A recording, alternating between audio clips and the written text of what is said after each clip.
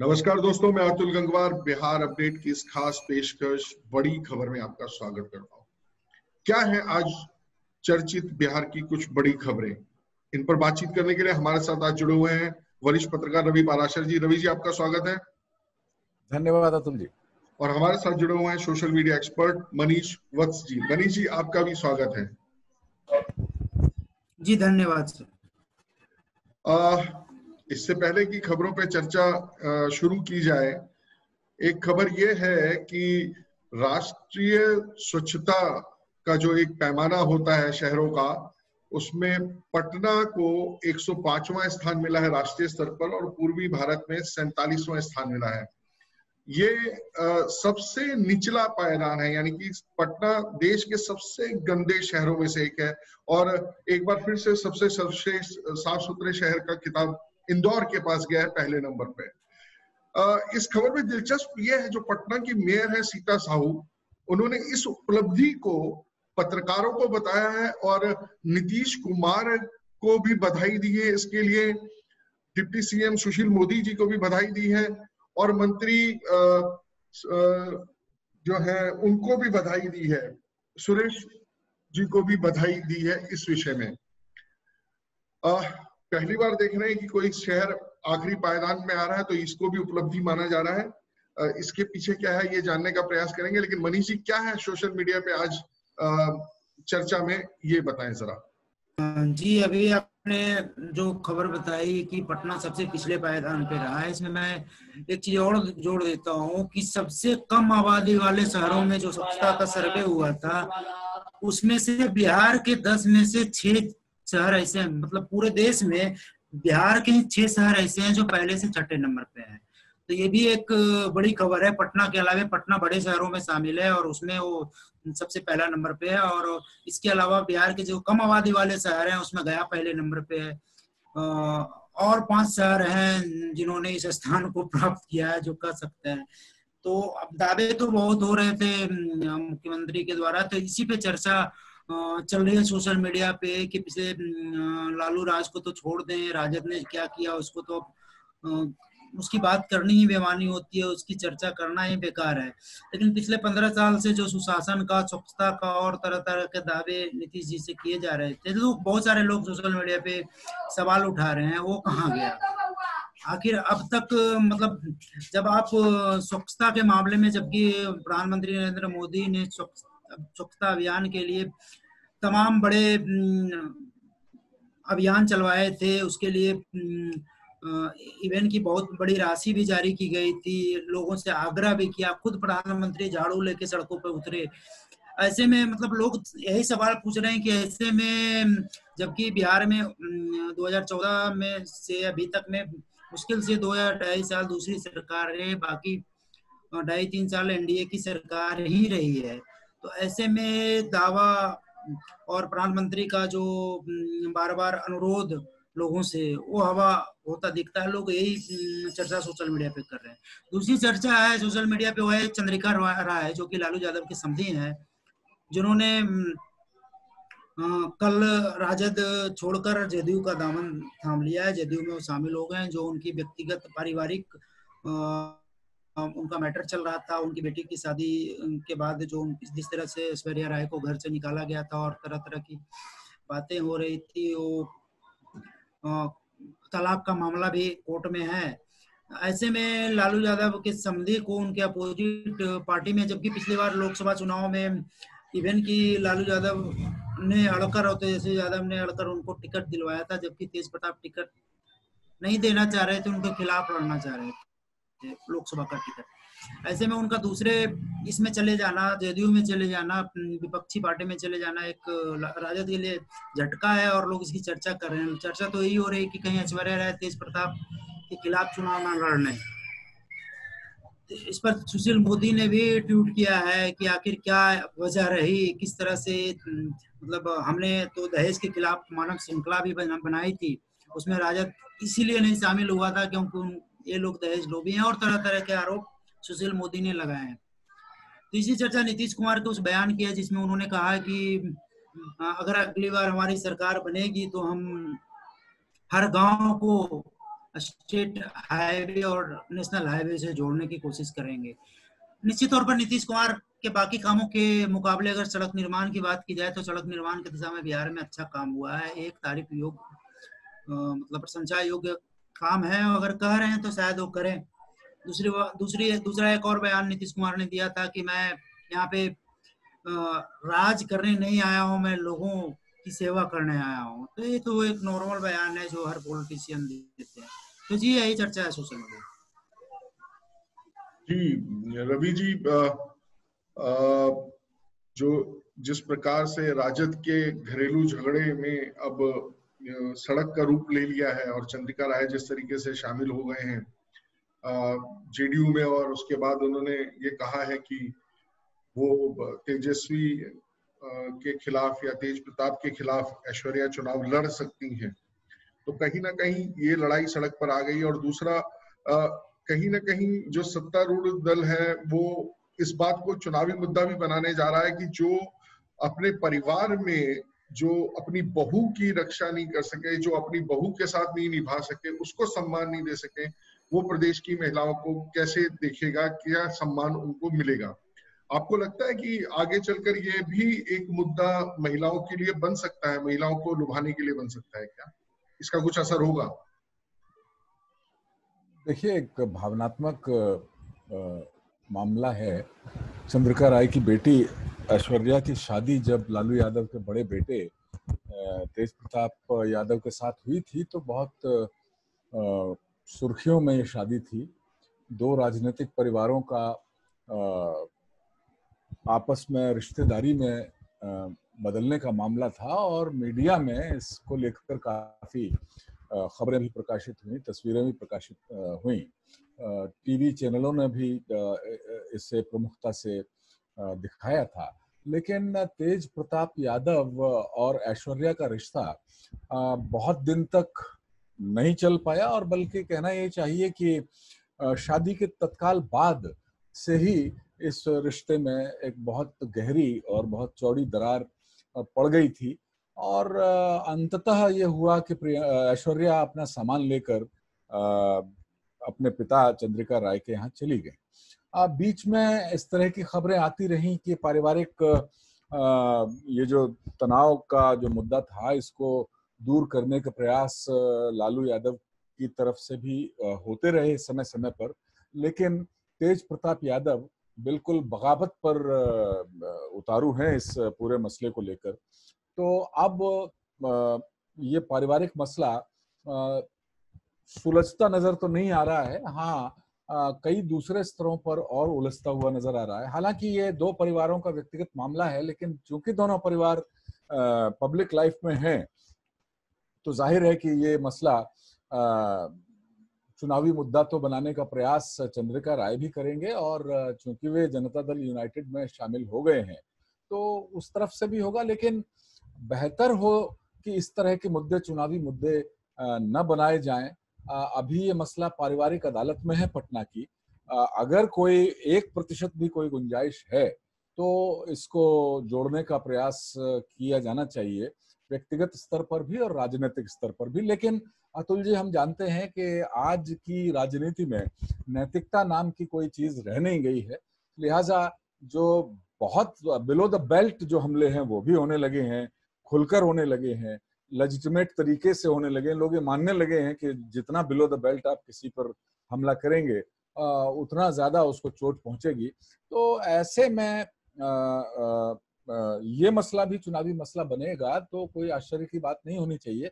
लेकिन मुझे लगता है कि बिहार में जो महिलाओं की स्थिति है उससे इस व्यक्तिगत मामले को जोड़कर देखना उचित नहीं होगा। मिडिल क्लास परिवारों में बहुत सारे ये जो अगर आप देखें परिवार अदालतों का हाल, तो वहां पर लड़के लड़की के बीच में शादी के बाद असहमति बहुत सारे स्तरों पर आजकल होने लगी है। पहले जैसी स्थितियां नहीं रह गई हैं कि घर में 4 लोग बैठ करके। रवि जी आपका कहना ठीक है, लेकिन कहीं ना कहीं लगता है कि जब आप राज्य को नेतृत्व दे रहे हो और ऐसी बात कर रहे हो और समाज से अपेक्षा करते हो तो कुछ ना कुछ पारिवारिक शुचिता की आवश्यकता नेताओं में हो। बिल्कुल हमें मुलायम सिंह यादव का एक बयान याद होगा जब उन्होंने कुछ सजातीय युवकों ने किसी लड़की के साथ छेड़खानी की थी या कुछ इस तरीके की बात हुई थी, तो उन्होंने कहा था लड़के हैं, गलती हो ही जाती है। तो नहीं, वो मुस्लिम लड़कों के हिंदू लड़कियों के साथ जो रेप की घटनाएं और दूसरे तरह से प्रताड़ित करने की घटनाओं पर उन्होंने बयान दिया था, और इस बयान की बहुत आलोचना भी उन्हें झेलनी पड़ी। लेकिन चूंकि उनकी पॉलिटिक्स मुस्लिम यादव वोट को लेकर थी, जो कि जैसा कि हम जानते हैं कि बिहार में भी मुस्लिम यादव जो वोट है उसको लेके एक धड़ा पूरी तरीके से पॉलिटिकली सक्रिय है। और एक समय में हमने देखा कि मुस्लिम यादव वोट बिहार में सत्ता की चाबी भी साबित हुआ। तो ठीक है, ये पॉलिटिक्स अपनी जगह है, लेकिन अगर हम कहें, ये बात आपने बिल्कुल सही कही कि अगर मैं सार्वजनिक जिंदगी में हूँ, अगर मैं नेता हूँ, अगर मैं अपने मोहल्ले का, अपने जिले का, अपनी कॉन्स्टिट्यूएंसी का प्रतिनिधित्व करता हूँ, तो फिर मुझे अपने व्यक्तिगत जीवन में भी शुद्ध आचरण करने चाहिए। पारिवारिक शुचिता कहीं ना कहीं बर्ताव में मुझे दिखानी चाहिए। लेकिन ये ऐसा मसला है, देखिए ना, कि क्या तो बड़ा क्या सार्वजनिक जीवन में अगर पति पत्नी की नहीं पट रही है, और हमने ऐसा नहीं है कि पॉलिटिक्स में कोई पहला ऐसा उदाहरण हो, ये तो ये नितांत ऐश्वर्या और तेज प्रताप के बीच का मामला है। लेकिन बात सही है, चूंकि परिवार दोनों सार्वजनिक जीवन में है, तो ये मुद्दा तो बनेगा। जी अच्छा, मनीष जी एक बात बताइए कि कोरोना और बाढ़ की जो स्थिति है बिहार में किस तरीके की है, और अभी इसको लेकर किस तरीके की बातें और राजनीति चल रही है बिहार में? हाँ जी, कोरोना की स्थिति, अभी तो कोरोना की स्थिति बिहार में 1.25 लाख के करीब मामले कोरोना के आ गए हैं। जांच कल भी लगभग 2400 कुछ मामले बिहार में आए थे। तो उस पर बार बार बयानबाजी तेजस्वी यादव तो उसके पीछे, मतलब उसके ऊपर बयानबाजी कर ही रहे हैं। लालू यादव, राबड़ी देवी का भी कभी कभी बयान आ जाता है। फर्जीवाड़े जो हो रहे हैं उन पर भी चर्चा कभी तेजस्वी यादव करते हैं। लेकिन सरकार ने मान लिया है कि मतलब जहाँ तक नीतीश कुमार और सत्ता पक्ष की बात है, तो उन्होंने मान लिया है कि कोरोना से बहुत बड़ा नुकसान उनको चुनाव में नहीं होने जा रहा है। ऐसा मानकर वो चुनाव में, अभी चुनाव आयोग का भी कल का एक न्यूज था, उसमें मैं देख रहा, कल का नहीं, आज सुबह का एक न्यूज था, सॉरी, उसमें चुनाव आयोग ने शायद 20 सितंबर तक चुनाव की घोषणा की बात कही है। अगले महीने मतलब चुनाव होने की घोषणा शायद हो जाए, 20 सितंबर तक तारीखों का ऐलान हो जाए, बाकी चीजें हो जाए। दूसरी बात बाढ़ की स्थिति, तो बाढ़ की स्थिति उत्तर बिहार में भयावह स्थिति है। खास करके कोसी वाले क्षेत्र में बाढ़ ने बहुत ज्यादा तबाही मचाया है। 16-17 जिले हैं जिसमें लगभग 1 करोड़ लोग, 81 से 85 लाख का आंकड़ा आता है। आप 1 करोड़ मान सकते हैं, इतने लोग प्रभावित हैं। उनका जीवन अस्त व्यस्त हो रखा है, न रहने का, न खाने का, और न सुविधाओं का। हालांकि एनडीआरएफ की टीम इस राहत के लिए लगी हुई है, लेकिन वो कितना कर पाएगी वो तो पुलिस ही बताएगा। जी मनीष जी, रवि जी, बिहार में अभी भी कोरोना और बाढ़ का कहर तो चल ही रहा है, और साथ ही साथ चुनाव की तैयारी भी पूरी बराबर चल रही है। एक तरफ सरकारी मशीनरी 20 सितंबर के आसपास, जो भी मनीष जी ने बताया कि चुनाव कार्यक्रम घोषित करने की तैयारियां कर रही है, उसके हिसाब से तैयारी करेंगे। वही राजनीतिक दल भी अब कमर कस चुके हैं, और अब शायद ऐसे बात नहीं आ रही है जैसे एक समय में बिल्कुल चल रहा था कि भी लाशों पर चुनाव होंगे या इस तरीके की चीजें अभी थोड़ा पीछे रह गई हैं, और अब आरोप प्रत्यारोप अब खुलेआम चलने शुरू हो गए हैं।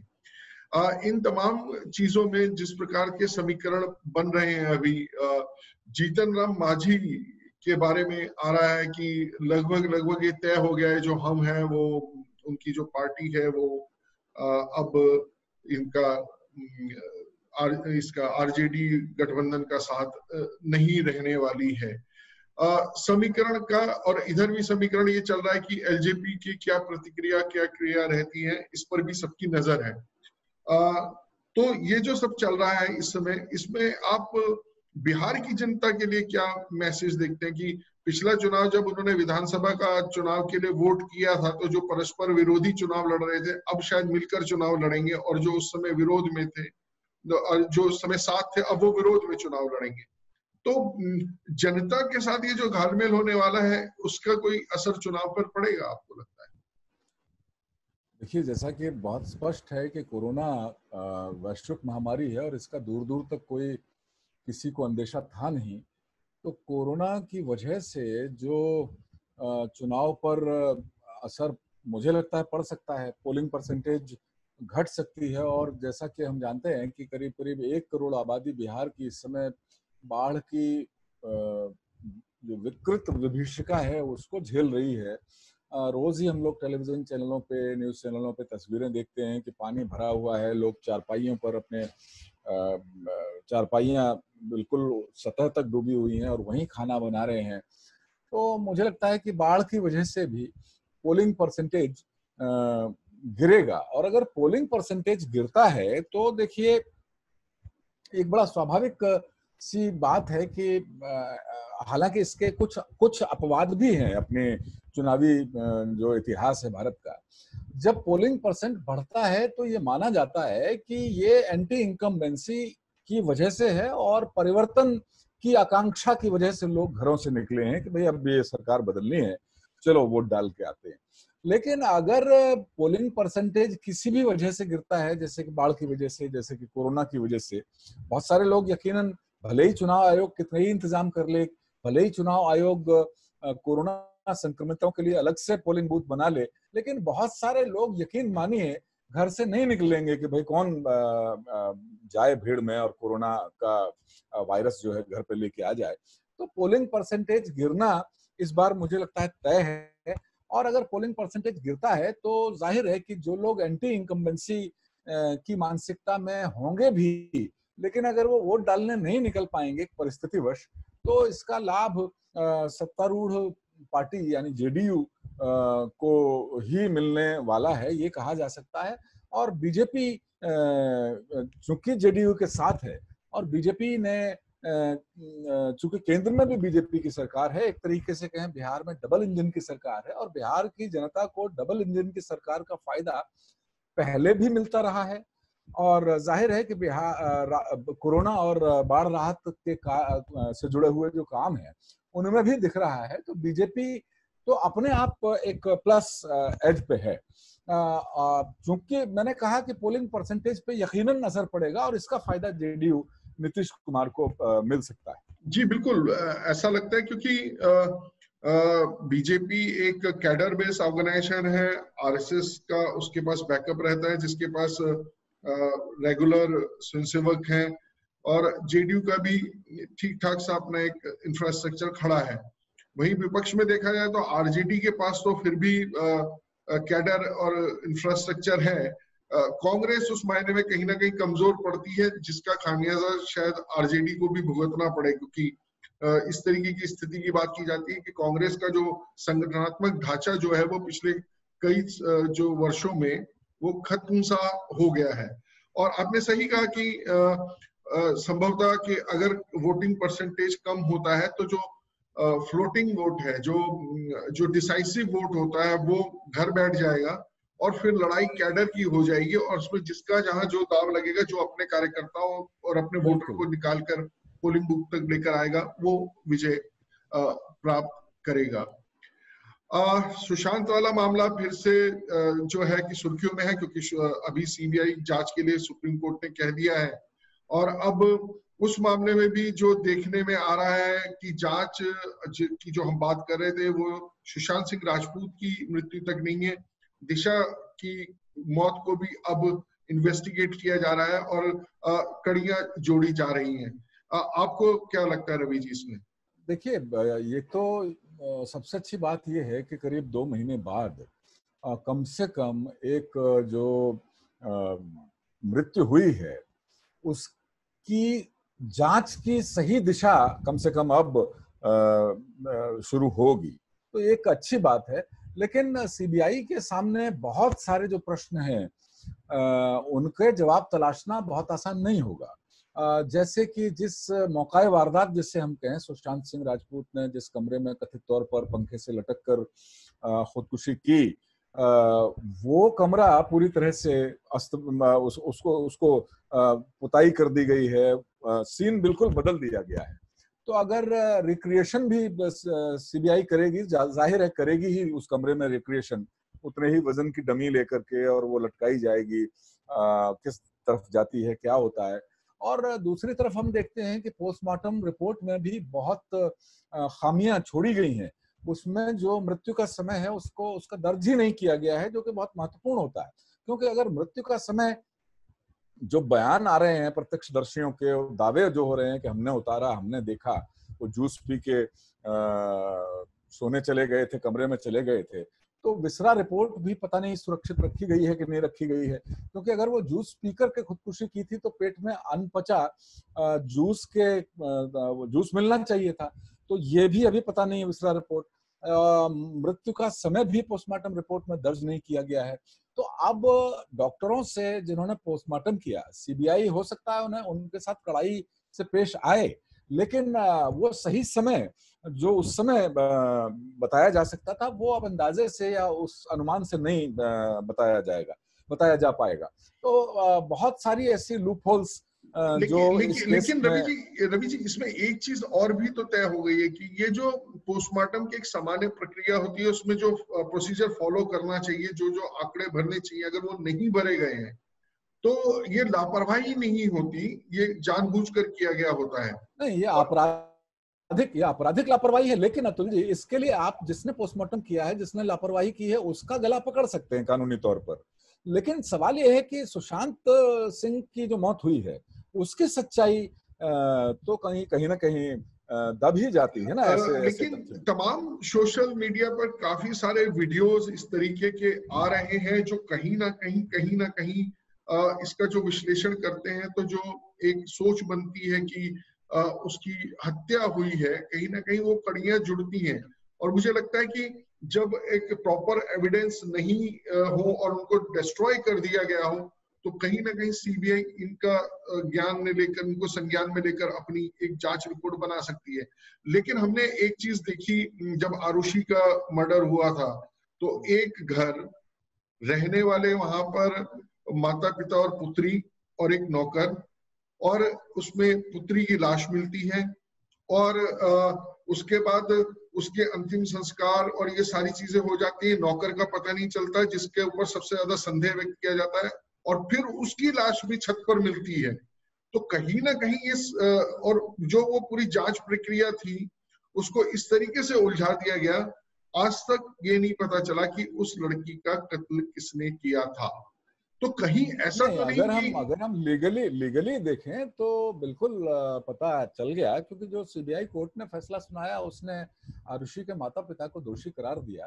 तो लीगली अगर हम बात करें तो आरुषि के हत्यारे उसके माता पिता ही थे, क्योंकि कोर्ट ने जो वर्डिक्ट सुनाया, फैसला सुनाया, उसमें बाकायदा सीबीआई ने देखिए क्लोजर रिपोर्ट दाखिल की थी।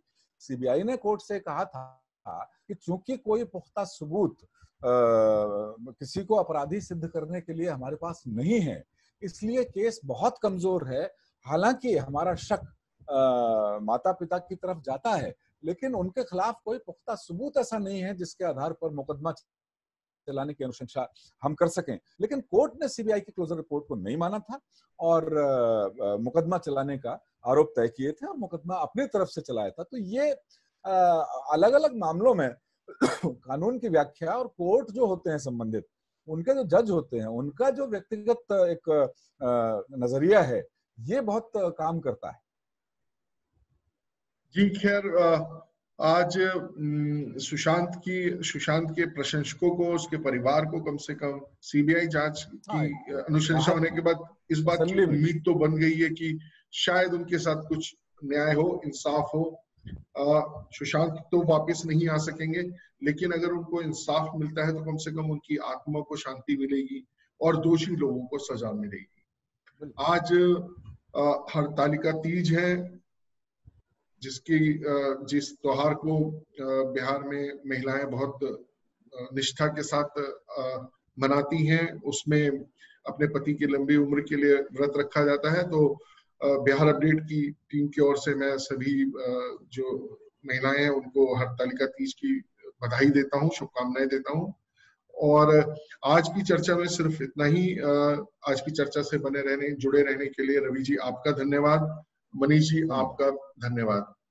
आप लोग भी हमसे जुड़ सकते हैं। आप हमारे को अपनी समस्याएं, अपनी बातें मेल करें biharupdate@gmail.com पर। आप हमें हमारा मोबाइल ऐप भी गूगल प्ले स्टोर से डाउनलोड कर आप हमें संपर्क कर सकते हैं, आप हमसे जुड़ सकते हैं। आज के लिए धन्यवाद, नमस्कार।